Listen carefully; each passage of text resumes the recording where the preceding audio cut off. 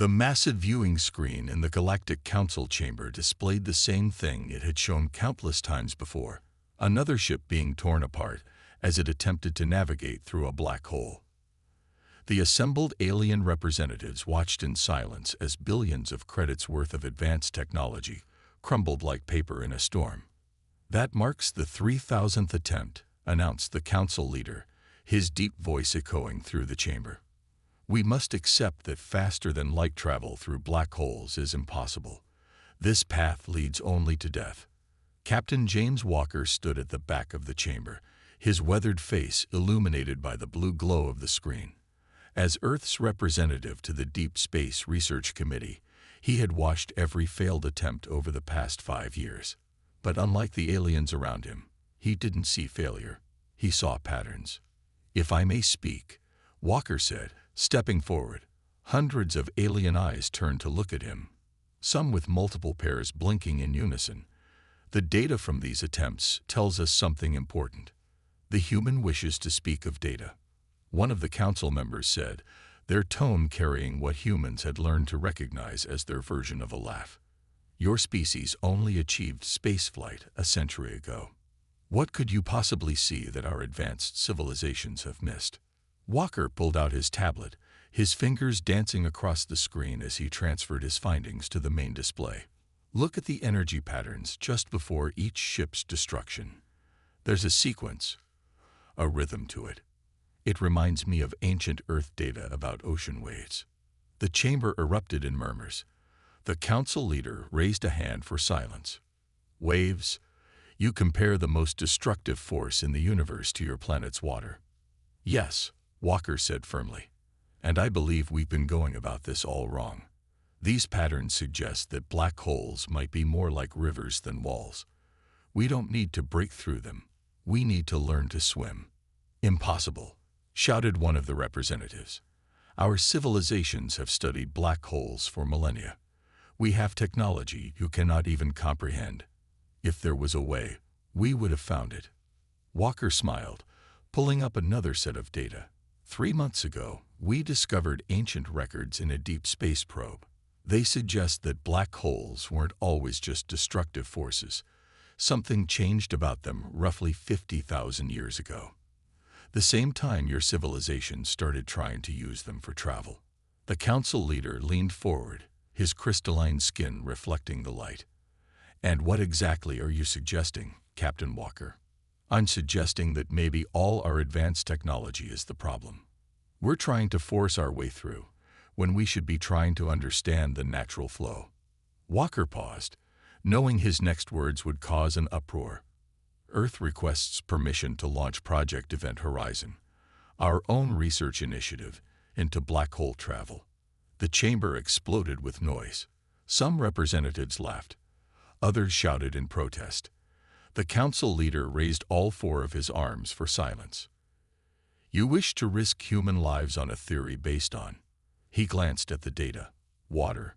Your species truly is as reckless as they say."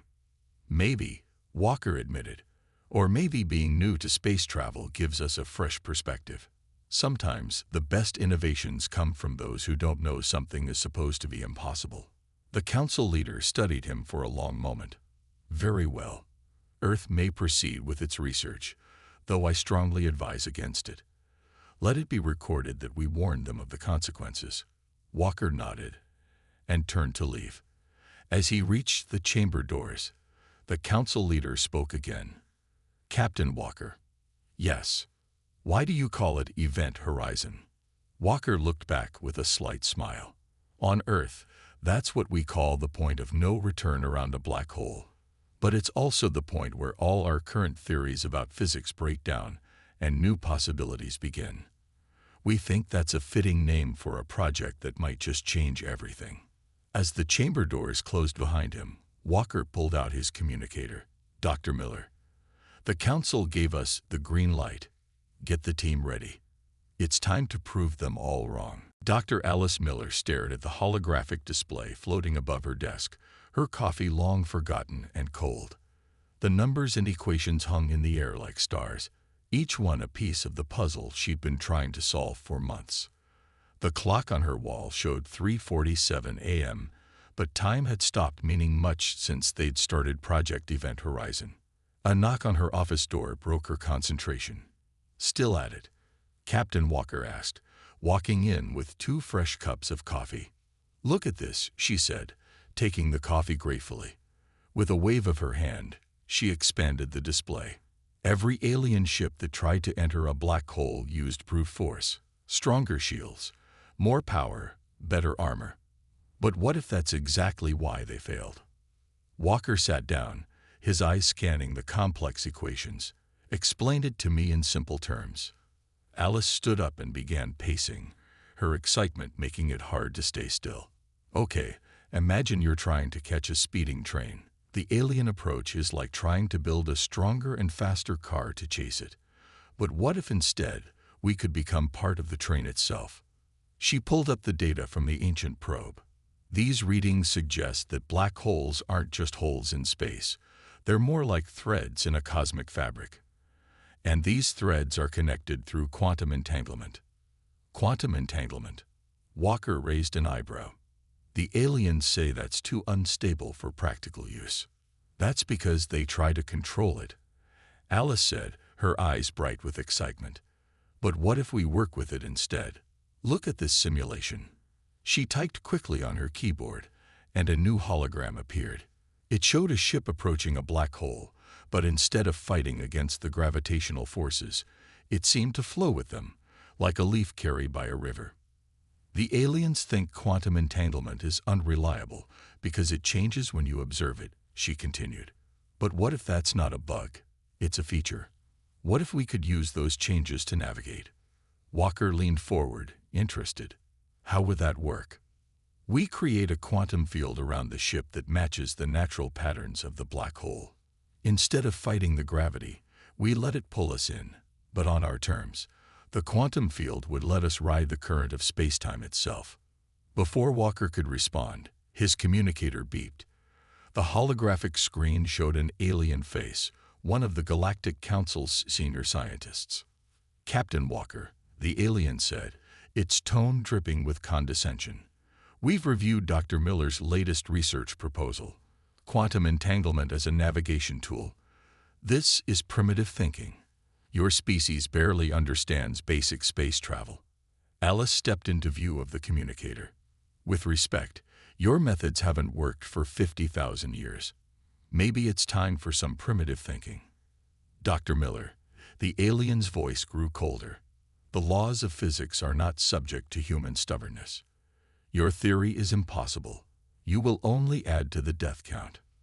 "The laws of physics," Alice smiled. "The same laws that said faster than light travel was impossible before your people discovered slip space drives.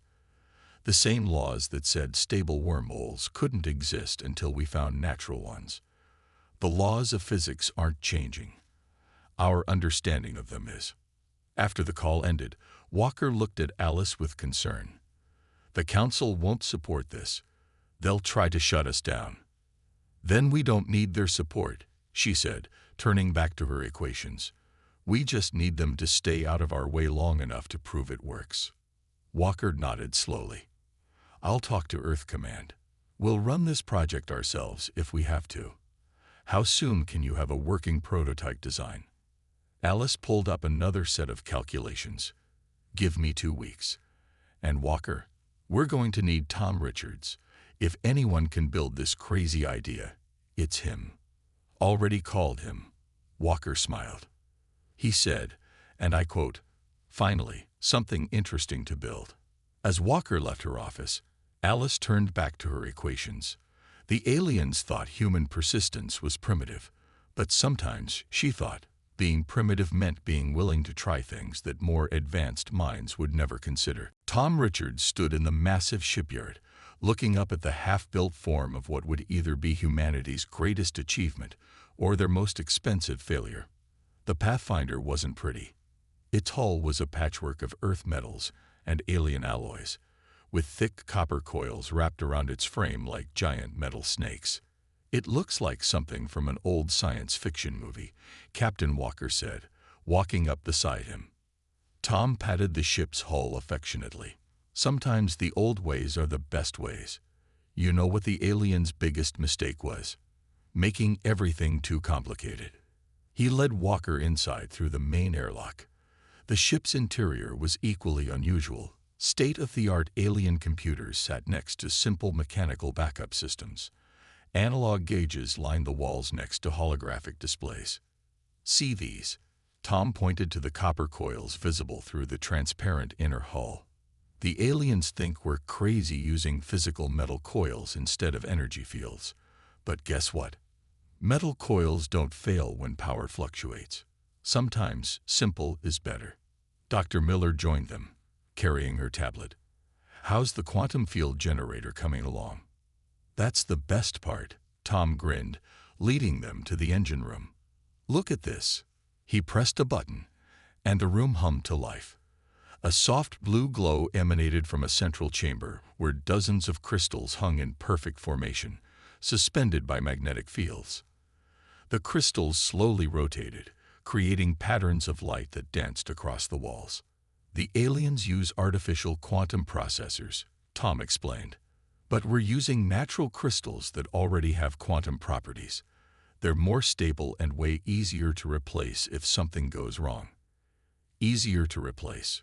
Walker asked, raising an eyebrow. You can literally grow more in a lab, Tom said. Try doing that with an alien quantum core. Plus, these babies self-align. It's like they want to work together. A loud alarm suddenly blared through the ship. Red warning lights flashed as one of the crystals began spinning faster than the others. Don't worry, Tom shouted over the noise, quickly typing commands into a console. This happens sometimes during calibration. Watch this. He pulled a simple mechanical lever, and the magnetic field shifted.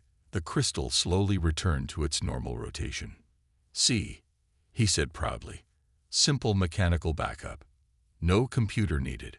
The aliens would have tried to write a complex program to fix it. Sometimes you just need to pull a lever. Dr. Miller studied the readings on her tablet.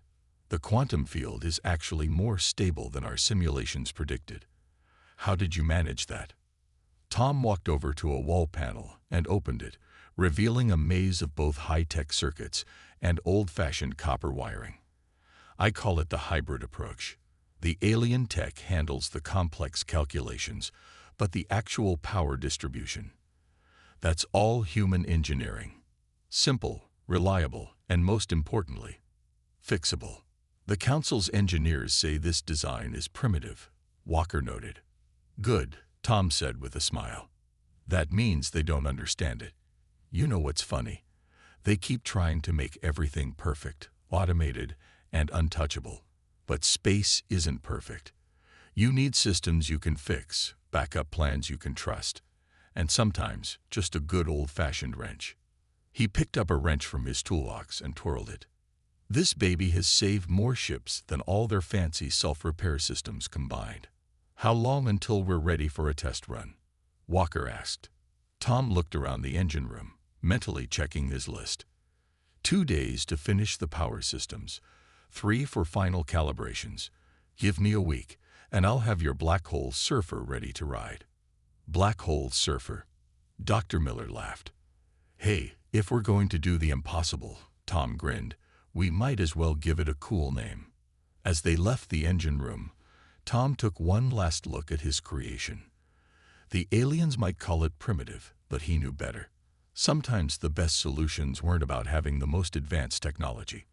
They were about having the right combination of old and new, complex and simple, human ingenuity and alien science. And if he was right, this primitive ship was about to change everything. The control room was silent except for the soft beeping of monitoring equipment. Captain Walker, Dr. Miller, and Tom Richards watched through reinforced windows as the Pathfinder hovered in the test chamber, its copper coils glowing with a faint blue light. Test sequence starting in 3 minutes, the computer announced. Everyone's watching this, you know, Walker said quietly. The whole Galactic Council has observers here. They're expecting us to fail. Tom checked the readings one last time. Well then, let's give them a good show. Alice, "How's the quantum field looking?" "Stable," she replied, her fingers moving across her control panel. "The crystals are in perfect alignment, better than any simulation we've run." The test chamber's massive generators hummed to life. They weren't using a real black hole for this first test. Instead, they had built a device that could generate a miniature gravity well, similar to what they'd face at the edge of a black hole. Representatives from the Galactic Council stood in a separate observation room, their expressions a mixture of curiosity and skepticism. One of them spoke through the communication system. "Captain Walker, we strongly advise you to abort this test.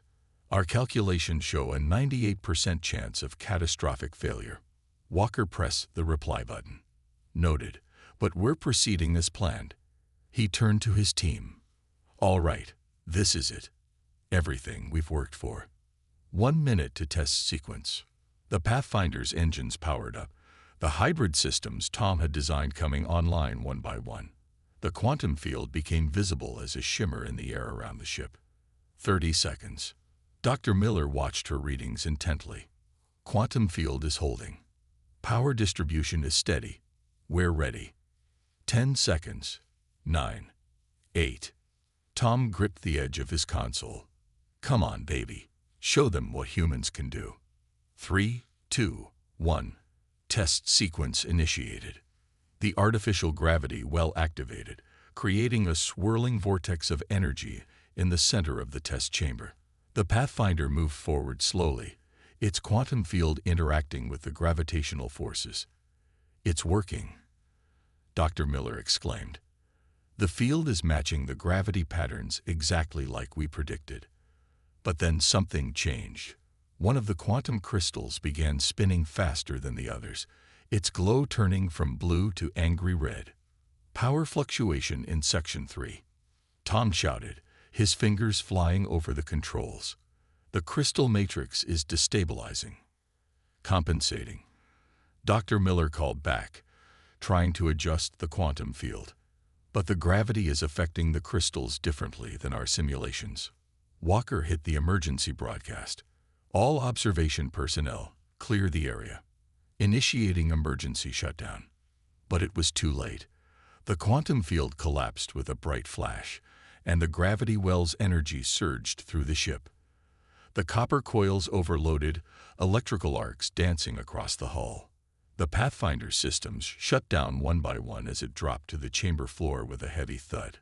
When the emergency teams finished their checks, the damage was clear. The ship's quantum systems were fried.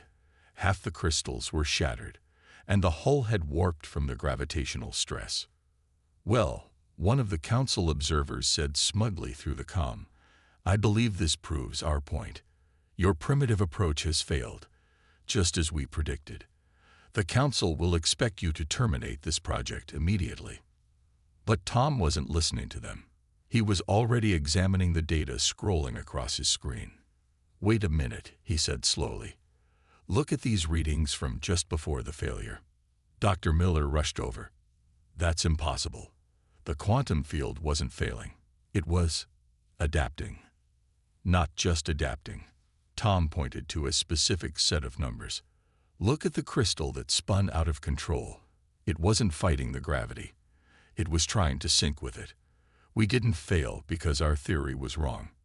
We failed because we were still thinking like the aliens." Dr. Miller finished, her eyes widening. "We tried to control everything instead of letting the quantum field naturally align." Walker looked between them. "Can we fix it?" Tom was already sketching modifications on his tablet. "Fix it, Captain. We just discovered exactly what we needed to make it work. The aliens think this was a failure, but they're wrong." "How long to make the changes?" Walker asked. 3 days, Tom said confidently. "And this time, we're doing it the human way. No more trying to control everything. We're going to let physics do what it wants to do. We just need to give it a gentle nudge in the right direction." As the council observers filed out, satisfied that the human experiment had failed, the team was already planning their next test. Sometimes, they knew, You had to fail in exactly the right way to find the path to success. Dr. Miller hadn't left her lab for 2 days straight. Empty coffee cups littered her desk, and her tablet's screen was covered in fingerprints from countless equations being swiped away and rewritten. But now, finally, she understood what had happened during the failed test. The door slid open, and Tom rushed in. "Alice, you need to see this. I was examining the broken crystals, and the patterns matched human brainwaves," they both said at the same time. They stared at each other for a moment, then laughed. "You found it too?" Tom asked. Alice nodded excitedly, pulling up her latest scans. "Look at this." When the quantum field started to collapse, it wasn't random. The crystals were trying to match the electrical patterns of our brains, the same way they naturally align with each other. Exactly. Tom pulled out one of the damaged crystals from his pocket. "These aren't just quantum processors, they're quantum receivers, and human brains are natural quantum transmitters." Captain Walker walked in just then, carrying fresh coffee for both of them. "Please tell me that's good news I'm hearing." Alice grabbed the coffee gratefully. "It's better than good. We finally understand why the aliens could never make this work. Their brains don't produce the right kind of patterns." She brought up a comparison on the main screen. "See these wavelengths? This is an alien brain pattern. Perfectly ordered, completely logical. And this chaos here, that's a human brain. We got quantum noise that matches black hole patterns.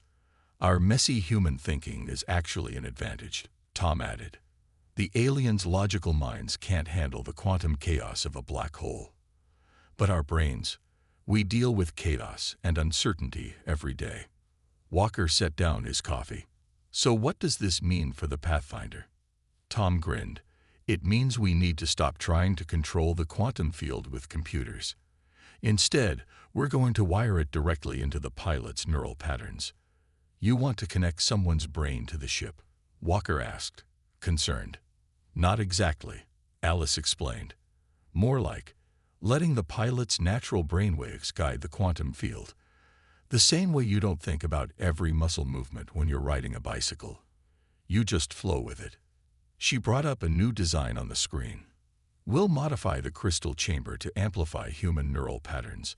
The quantum field will naturally sync with the pilot's brain, letting them feel the gravitational flows instead of trying to calculate them. And the best part," Tom added, "we can build it with parts we already have. The aliens gave us access to their neural scanning technology months ago. They just never imagined using it this way." Walker studied the design. "How soon can you have it ready?" "The hardware modifications will take about 12 hours, Tom said. "The real question is, who's going to pilot it?" All three of them looked at each other. They knew this would be the most dangerous test yet. Whoever piloted the Pathfinder would be the first person to truly connect their mind to a quantum field. "I'll do it," Walker said quietly. "I'm still rated as the best pilot in the program, and it's my job to take the risks." Alice started to protest, but Walker held up his hand. "We have one shot at this before the council shuts us down completely. We need our best chance of success." Tom nodded slowly.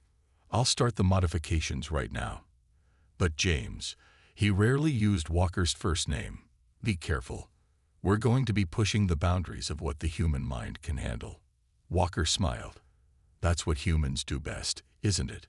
Push boundaries." He looked at the design again.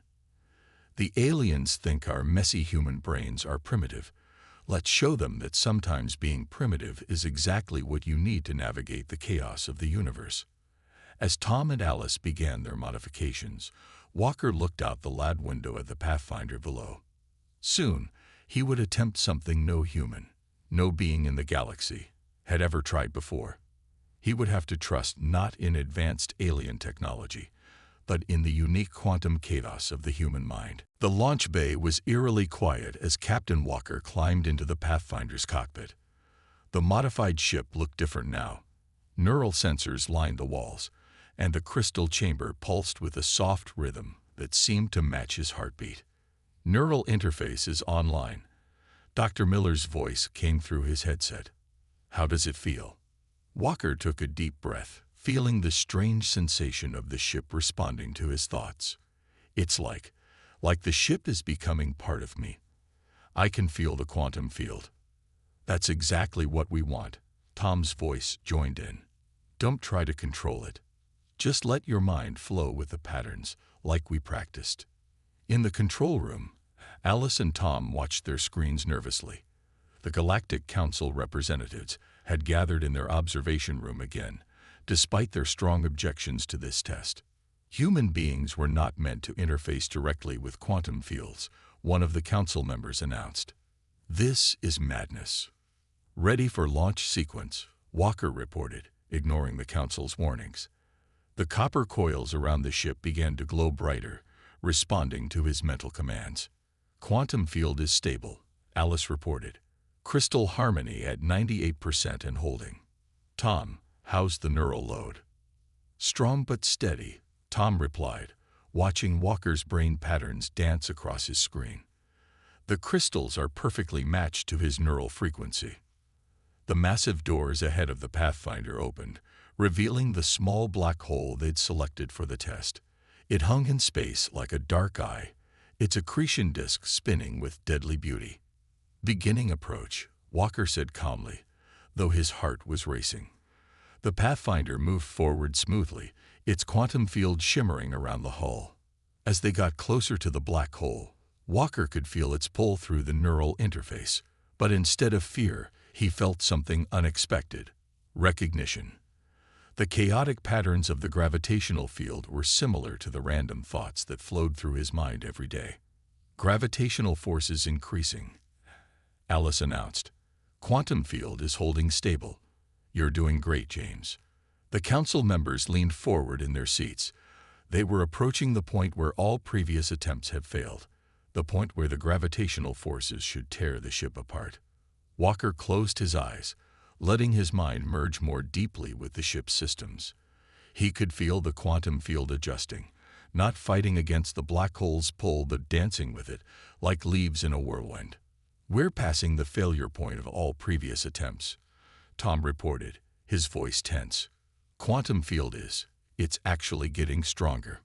Through the neural interface, Walker felt something click into place. The chaotic patterns of his mind synchronized perfectly with the quantum field, and suddenly he could sense paths through the gravitational forces, streams of space-time that flowed through the seeming destruction. "I can see it," he whispered. "I can see the way through." The Pathfinder crossed the event horizon, the point of no return. The council members stood up in shock. No ship had ever reached this point intact. "Hull integrity holding," Tom shouted. "Quantum field is stable." He's actually doing it. Walker felt a moment of vertigo as space itself seemed to twist around the ship. Colors he had no words for flashed past the viewports. The quantum crystals sang in harmony with his thoughts, guiding the ship through impossible geometries. "All readings are off the charts," Alice reported, her voice filled with awe. "But they're stable. The neural interface is working perfectly. He's navigating the quantum currents."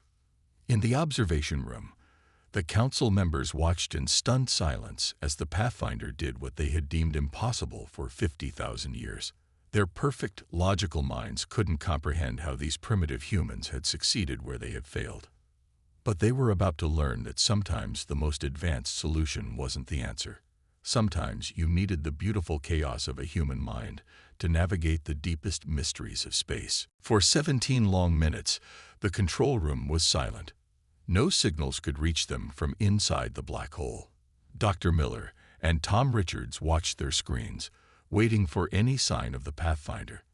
The Galactic Council members stood rigid, certain they were about to witness another tragedy. Then a burst of quantum energy appeared exactly where their calculations had predicted, 100 light-years away from the entry point. "Contact!" Alice shouted, her fingers flying across her console. "I'm picking up a quantum signature. It matches the Pathfinder." The massive screen lit up with an image that would change history forever. The Pathfinder, emerging from a distant black hole, its copper coils still glowing with that soft blue light. The ship was intact, its hybrid systems functioning perfectly. "This is Walker." The captain's voice crackled through the comm system. "The quantum bridge is stable, and you won't believe what I saw in there." Tom let out a whoop of joy, and the human staff erupted in cheers. The council members stared in shock at their own readings, unable to deny what they were seeing. "Impossible," one of them whispered. "The gravitational forces should have." "Should have what?" Tom asked with a grin. "Torn us apart. Maybe if we tried to fight them. But we didn't fight. We flowed, just like humans have always done when faced with the impossible." The Pathfinder docked smoothly in the landing bay. When Walker emerged from the ship, he looked different somehow. His eyes held a new kind of awareness, as if he'd seen things that would take years to fully understand. "The black hole," he said as his team rushed to meet him. "It's not just a hole in space. It's a network, like a subway system connecting different parts of the galaxy and our minds." He tapped his temple.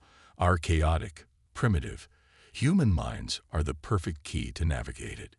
The council leader himself had arrived during the flight. He approached the human team slowly, his crystalline form reflecting the lights of the landing bay. "We were wrong," he said, each word seeming to cost him great effort. "For 50,000 years, we were wrong. We thought human unpredictability was a weakness. We thought your primitive emotions and chaotic thought patterns made you inferior. But today," he looked at the Pathfinder with new respect, "today you have proven that sometimes chaos is the answer." Alice stepped forward, holding up her tablet. "The quantum readings from the flight are incredible. The neural interface didn't just control the ship, it created a perfect harmony between human consciousness and quantum physics, something no logical, ordered mind could achieve. Every black hole in the galaxy," Walker added, "every one you thought was just a death trap, is actually a door. And humans hold the key to opening them." The council leader raised all four arms in a formal gesture. "The Galactic Council hereby recognizes Earth's achievement. The quantum bridge technology will revolutionize space travel. Humanity has earned its place among the most advanced species in the galaxy." Tom laughed. "Advanced? No offense, but I think we'll stay primitive, thanks. Seems to be working pretty well for us." In the days that followed, the story spread across the galaxy. Humans, the newcomers, the upstarts, had achieved what the oldest races thought impossible.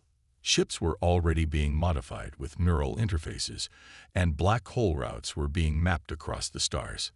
But more importantly, the galaxy learned something that humanity had known all along. Sometimes the best solutions don't come from perfect logic or advanced technology. Sometimes they come from embracing chaos, from thinking differently, from being willing to try the impossible. As Walker stood looking at the Pathfinder, now being prepared for its next flight, he smiled.